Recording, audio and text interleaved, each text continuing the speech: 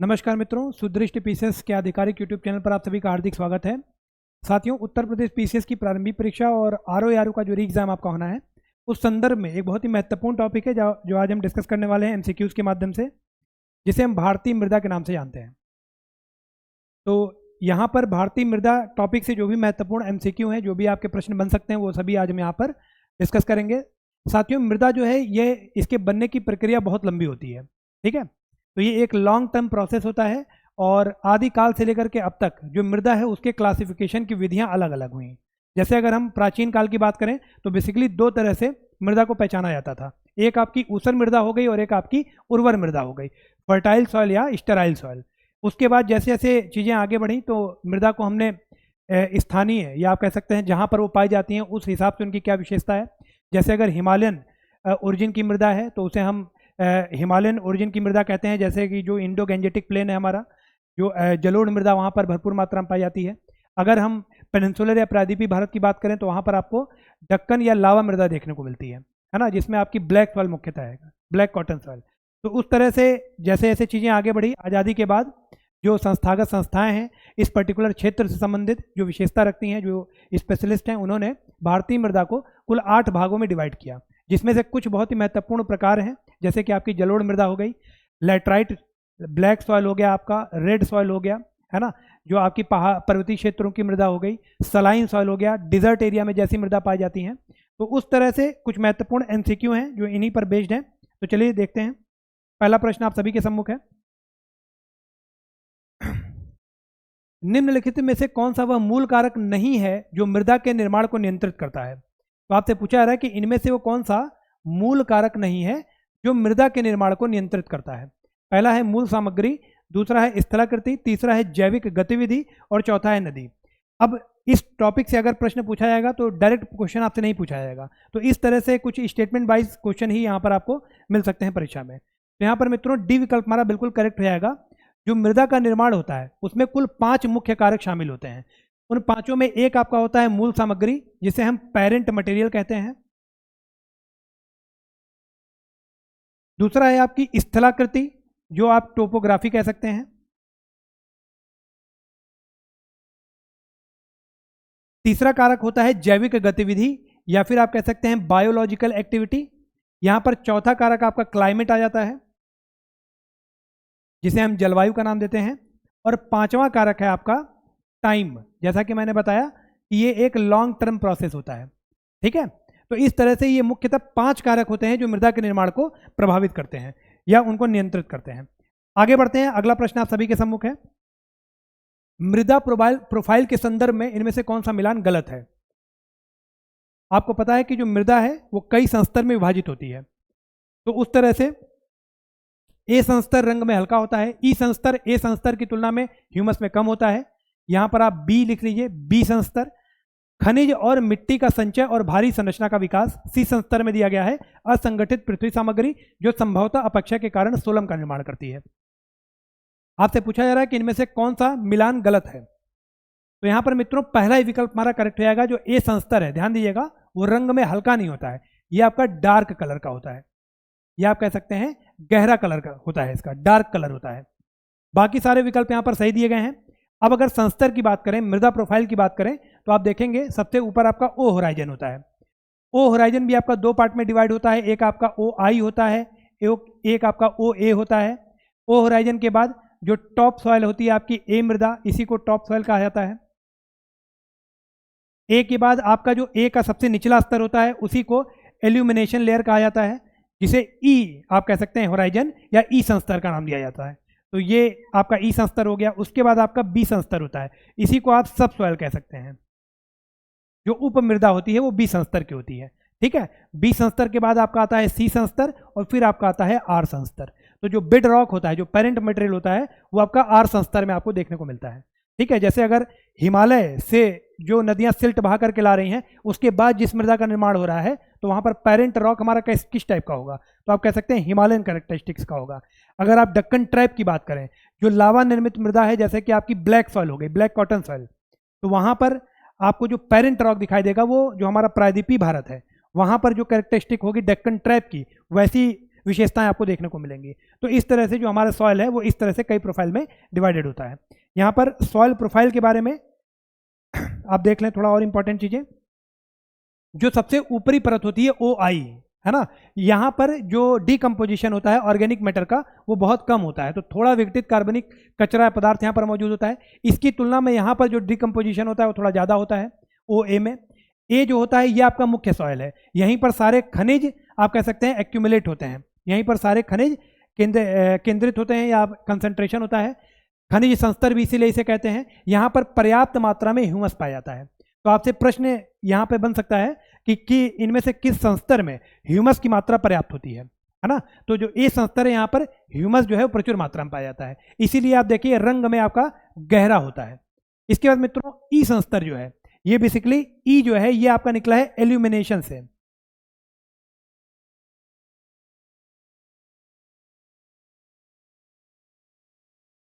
आप कह सकते हैं कि यहाँ पर जो अपवहन होता है, जितने भी खनिज पदार्थ हैं, कार्बनिक पदार्थ हैं, उनका यहाँ पर अपवहन होता है, ये अपवहन क्षेत्र कहलाता है। मतलब यहाँ से लीचिंग होती है और जैसे जैसे आप ऊपर से नीचे जाएंगे जो आपके खनिज पदार्थ हैं या जो कार्बनिक पदार्थ हैं वो आपके नीचे की तरफ लीच होते रहते हैं, है ना। तो इस तरह से आप कह सकते हैं कि ये आपकी सपोज कीजिए अगर मृदा प्रोफाइल है तो यहाँ पर आपका OI हो गया, OA हो गया, यहाँ पर A संस्तर हो गया, ये आपका E संस्तर हो गया, उसके बाद ये आपका B संस्तर हो गया, यहाँ पर आप देखेंगे C संस्तर और ये आपका है R संस्तर। तो इस तरह से आप इसको देख सकते हैं, ठीक है। ये आपका हो गया E संस्तर, ये आपका हो गया A संस्तर, ये आपका हो गया OI और ये आपका हो गया OA, ठीक है। तो ये आपकी मृदा प्रोफाइल होती है। ये जो डेप्थ होती है तकरीबन 50 फीट की डेप्थ होती है, 50 फीट की गहराई तक जो सॉइल प्रोफाइल है वो हमारी फैली रहती है। अब यहाँ पर जो ई संस्तर है मैंने कहा इसे अपवहन क्षेत्र कहते हैं, क्यों? क्योंकि यहाँ पे जितने भी आपके एलिमेंट्स हैं, आयरन हो गया, एल्यूमिनियम हो गया, जो आपके कार्बनिक पदार्थ हैं वो सारे लीच होकर के नीचे चले जाते हैं और नीचे जाकर के बी संस्तर में इकट्ठा हो जाते हैं। इसी को उपमृदा कहा जाता है। उपमृदा, जो बी संस्तर है हमारा उसी को उपमृदा कहते हैं। और यहीं पर जो खनिज या मिट्टी जो है इनका संचय यहीं पर होता है, इसीलिए इसको विनिक्षेपण क्षेत्र भी कहते हैं, ठीक है। इसको विनिक्षेपण मतलब इसका उल्टा हो गया, अपवहन का उल्टा हो गया विनिक्षेपण। इसको आप कह सकते हैं इल्यूमिनेशन।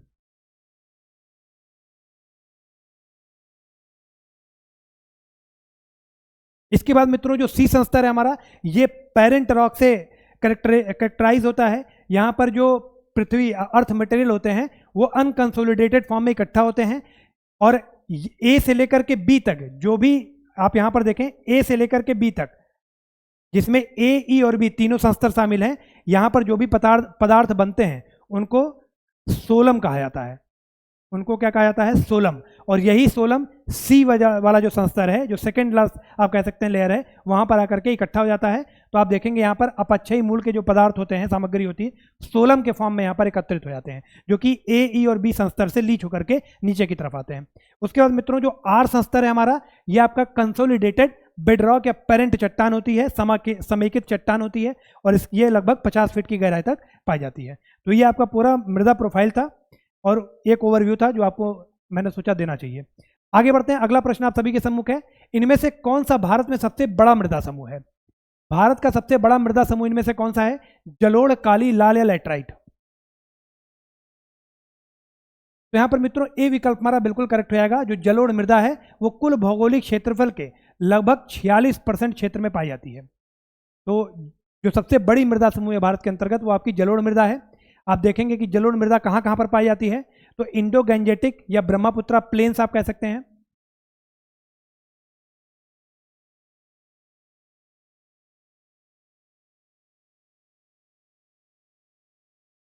यहां पर आपकी जलोढ़ मृदा देखने को मिलती है। उसके बाद महानदी, गोदावरी, कृष्णा और कावेरी, इनका जो डेल्टा है, जो डेल्टा एरिया है, वहां पर आपको जलोढ़ मृदा देखने को मिलती है। जो उत्तरी गुजरात है हमारा, नॉर्दर्न गुजरात, वहां पर आपको जलोढ़ मृदा कुछ पार्ट में देखने को मिलेगी।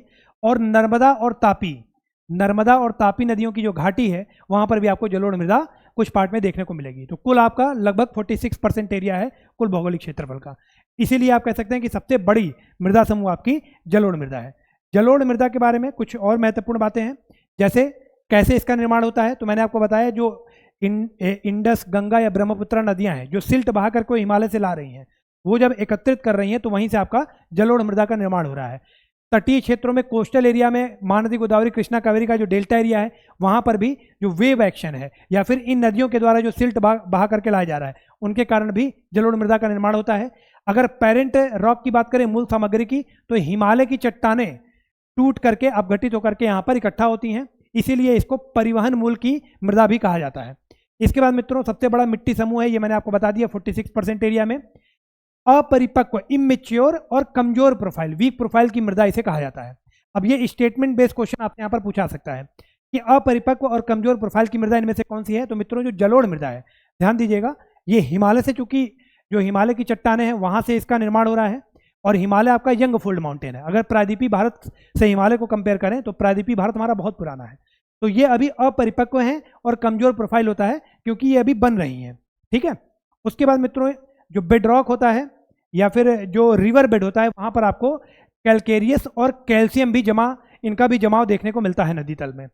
छिद्रपूर्ण होती हैं, पोरस होती हैं और दोमट प्रकार की मिट्टी होती है, इसीलिए कृषि के लिए बहुत ज़्यादा उपयुक्त होती है। जो मेन आपकी फूड क्रॉप्स हैं जैसे कि आपकी वीट हो गई, राइस हो गई, है ना, तो वो यहाँ सभी यहाँ पर बहुत प्रचुर मात्रा में उगाई जाती हैं। आगे बढ़ते हैं। अगला प्रश्न मित्रों आप सभी के सम्मुख है, इनमें से किस खनिज की जलोढ़ मृदा में कमी है।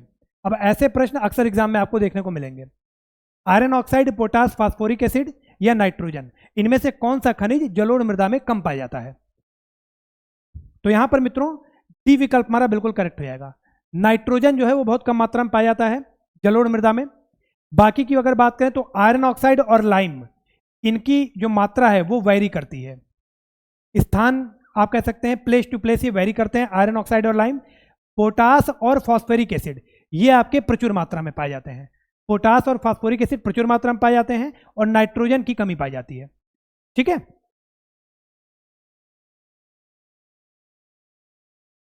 आगे बढ़ते हैं। अगला प्रश्न आप सभी के सम्मुख है, इनमें से कौन सी मिट्टी बेसाल्टिक लावा के अपक्षय के कारण बनी है। जलोढ़ मृदा, लैटराइट, लाल मिट्टी या रेगुड़ मिट्टी, इनमें से कौन सी मृदा बेसाल्टिक लावा के अपक्षय के कारण बनी है। मैं चाहूंगा इसका आंसर आप लोग कमेंट बॉक्स में कमेंट करके बताएं। तो यहां पर मित्रों आप देखेंगे डी विकल्प हमारा बिल्कुल करेक्ट हो जाएगा। जो रेगुड़ मिट्टी होती है, आप कह सकते हैं बेसाल्टिक लावा के अपक्षय के कारण ये बनती है रेगुड़ मिट्टी। ठीक है। अब रेगुड़ मिट्टी को ही ब्लैक कॉटन सॉइल का भी नाम दिया जाता है। रेगुड़ मिट्टी को ही ब्लैक कॉटन सॉइल का भी नाम दिया जाता है क्योंकि ये कॉटन कल्टीवेशन के लिए बहुत उपयुक्त होती है, इसीलिए इसे ब्लैक कॉटन सॉइल कहते हैं। इसी को काली मृदा कहते हैं। इसकी कुछ विशेषताएं हैं, जैसे जो इसी को आप कह सकते हैं हाईएस्ट वाटर रिटेंटिव सॉइल भी कहते हैं। ठीक है। इसके अलावा सेल्फ प्लफिंग सॉइल भी होती है, ये अपने आप को खुद आप कह सकते हैं जोतती है, तो स्वयं जोत मृदा भी इसको कहा जाता है रेगुड़ मिट्टी को।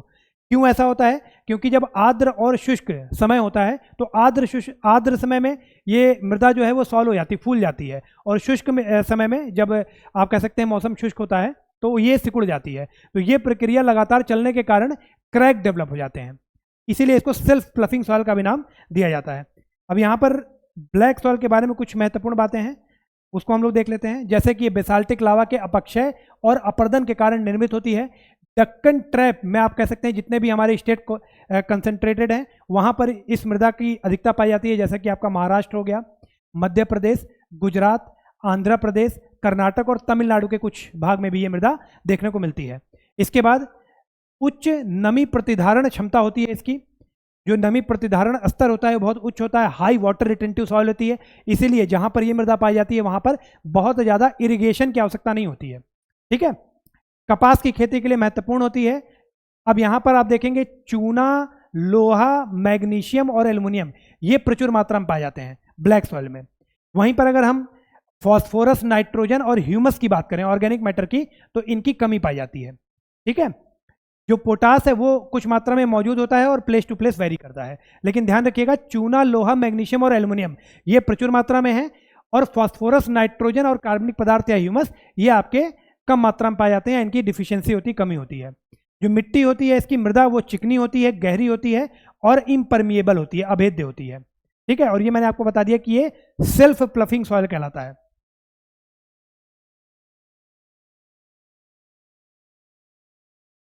ये आपकी सेल्फ प्लफिंग सॉइल होती है। आगे बढ़ते हैं। लैटराइट मिट्टी कहां पर पाई जाती है?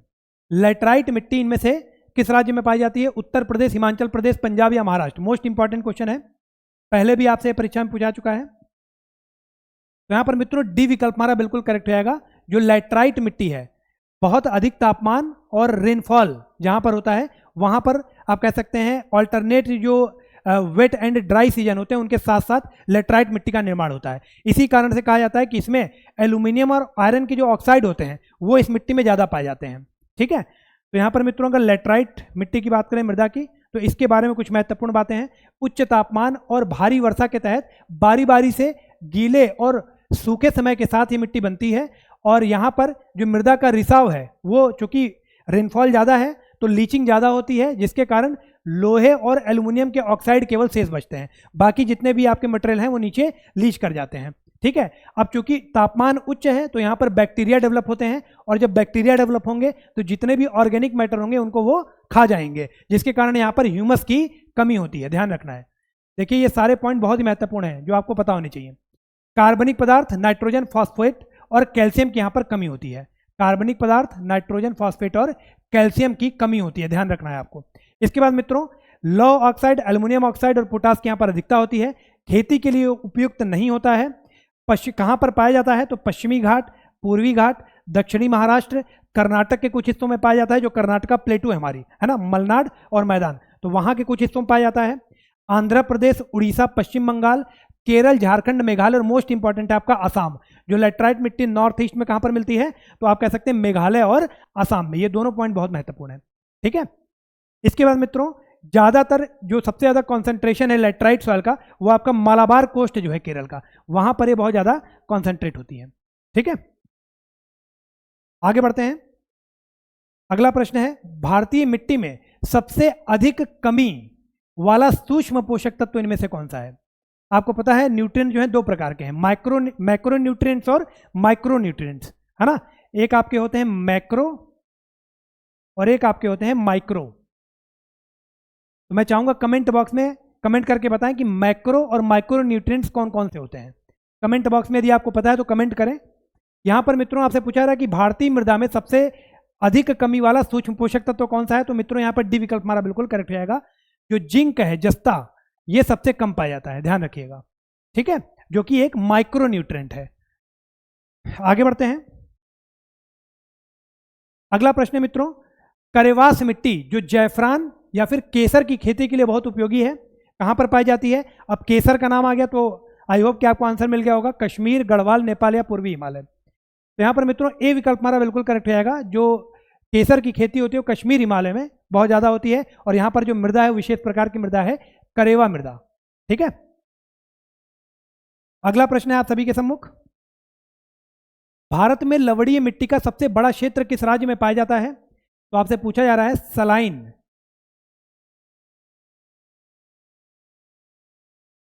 सलाइन सॉइल सबसे ज्यादा कहां पर पाया जाता है? उत्तर प्रदेश, हरियाणा, गुजरात या महाराष्ट्र? तो यहां पर मित्रों सी विकल्प हमारा बिल्कुल करेक्ट हो जाएगा। जो सलाइन सॉइल है ये आपका गुजरात में सबसे सर्वाधिक पाया जाता है। अगर यहीं पे यही ऑप्शन होते और आपसे पूछ दिया जाता एल्कलाइन सॉइल सबसे ज्यादा कहां पर पाया जाता है, तो यहां पर मित्रों एल्कलाइन सॉइल सबसे ज्यादा इन विकल्पों में आप देखिए उत्तर प्रदेश में सर्वाधिक है। ठीक है, और ये दोनों ही सलाइन और अल्कलाइन, ये दोनों ही प्रश्न आपसे परीक्षा में पहले पूछे आ चुके हैं। उत्तर प्रदेश पीसीएस की जो मेंस की परीक्षा होती थी पहले ऑब्जेक्टिव टाइप की, वहां पर ये दोनों प्रश्न आपसे पूछे आ चुके हैं। अब मित्रों सलाइन और अल्कलाइन में डिफरेंस क्या होता है? तो ध्यान रखिएगा, जो सलाइन सॉइल होती है, जो लवड़ी मृदा होती है, उसमें जो पीएच मान होता है वो 7 से 8.5 के बीच में होता है। ठीक है, वहीं पर अगर हम अल्कलाइन की बात करें तो अल्कलाइन मृदा का जो पीएच होता है वो 8.5 से बड़ा होता है, 8.5 से ज्यादा होता है। तो ये बेसिक डिफरेंस है। सलाइन सॉइल सबसे ज्यादा आपकी गुजरात में है और अल्कलाइन सॉइल आप यहां पर देखेंगे सबसे ज्यादा आपकी उत्तर प्रदेश में है। ओके फ्रेंड्स, तो मृदा का भी एक पार्ट है ये, इसके बाद एक पार्ट और आएगा मृदा के ऊपर जिसमें और कुछ महत्वपूर्ण प्रश्नों को हम यहाँ पर डिस्कस करेंगे। आई होप कि आपको वीडियोस पसंद आ रहे होंगे। वीडियो को लाइक और शेयर जरूर करें। यदि आपने चैनल को सब्सक्राइब नहीं किया है तो चैनल को सब्सक्राइब कर लें। इन सभी वीडियोस की पीडीएफ आपको यहाँ पर हमारे टेलीग्राम के ग्रुप पर मिल जाएगी, जो सुदृष्टि पीसेस के नाम से आप यहाँ पर सर्च करेंगे आपको मिल जाएगा। Okay friends, so thank you so much.